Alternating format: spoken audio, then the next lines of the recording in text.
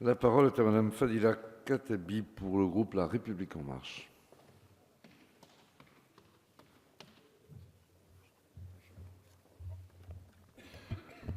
Monsieur le Président, Madame la Ministre, Madame la rapporteure, Monsieur le rapporteur pour avis, mes chers collègues, le budget 2019 dédié à l'emploi et à la formation professionnelle poursuit l'effort de transformation engagé depuis près d'un an et demi en termes d'emploi, de formation professionnelle et d'apprentissage.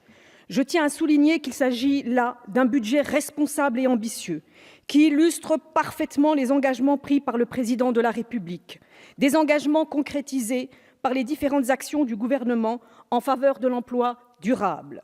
Les chiffres actuels sont d'ailleurs encourageants, avec une baisse significative du chômage sur les 12 derniers mois, mais ainsi qu'une augmentation du nombre d'embauches en CDI de 10% sur un an, fait nouveau qui mérite d'être souligné. Pour autant, nous devons poursuivre la lutte contre le chômage de masse, un chômage qui, je le rappelle, met à mal la cohésion de notre société. Aussi, ce budget met notamment en musique la loi que nous avons votée l'été dernier, à savoir pour la liberté de choisir son avenir professionnel. Une loi qui reflète une volonté politique forte et assumée, celle de remettre les individus et les entreprises au centre du système, notamment via la mise en place du compte personnel formation en euros ou encore le plan d'investissement dans les compétences d'un montant de 15 milliards sur 5 ans.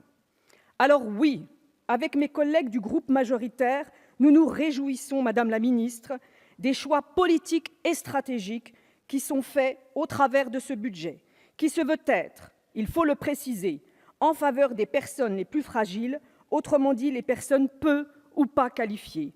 Oui, cet investissement massif est jamais égalé dans les ressources humaines, dans l'emploi, mais aussi et surtout dans les compétences et l'insertion des personnes vulnérables, illustre parfaitement notre politique sociale. Et pour répondre à certains de mes collègues sur ces bancs, il ne s'agit pas là de simples déclarations, mais bien d'actions concrètes et courageuses.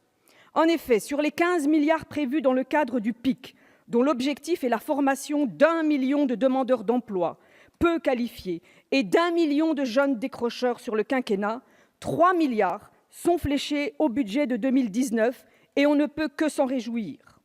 Toujours dans le cadre du PIC et grâce au dispositif 100% inclusion, dont les premiers lauréats ayant répondu à l'appel à projets viennent d'être désignés, 200 millions d'euros sur le quinquennat seront exclusivement dédiés au financement de projets en faveur des publics les plus éloignés de l'emploi. De plus, et en cohérence avec le plan pauvreté, le budget 2019 permettra également à 10 000 personnes supplémentaires de bénéficier de l'insertion par l'activité économique. Ce budget renforce également l'emploi inclusif en permettant à 10 000 personnes en situation de handicap d'être embauchées dans des entreprises adaptées.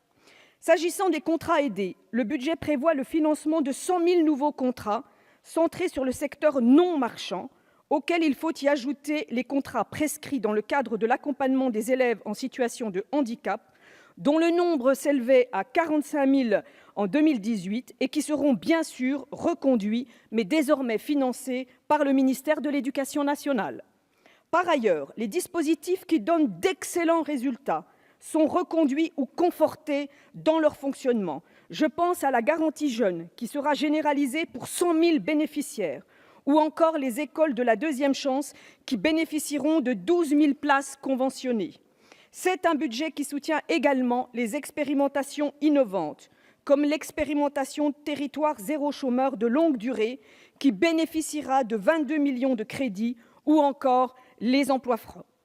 Je tiens à préciser que ce budget prend en compte les réalités socio-économiques des territoires comme les besoins des entreprises, notamment via les pactes pluriannuels qui vont être signés avec chaque région dans le cadre du PIC. Compte tenu de ces éléments, ma conclusion est sans équivoque, Madame la Ministre. Ce budget est bien en cohérence avec la politique de l'emploi défendue par le gouvernement. Un budget qui se veut au service des réformes structurantes et pertinentes. Un budget au service des territoires. Un budget au service des citoyens. Il n'y a donc pas d'économie envisagée, mais bel et bien un déploiement ambitieux de moyens en faveur des publics les plus fragiles et les plus éloignés de l'emploi. C'est là toute la force de notre engagement. C'est la raison pour laquelle le groupe La République En Marche votera les crédits de cette mission. Je vous remercie.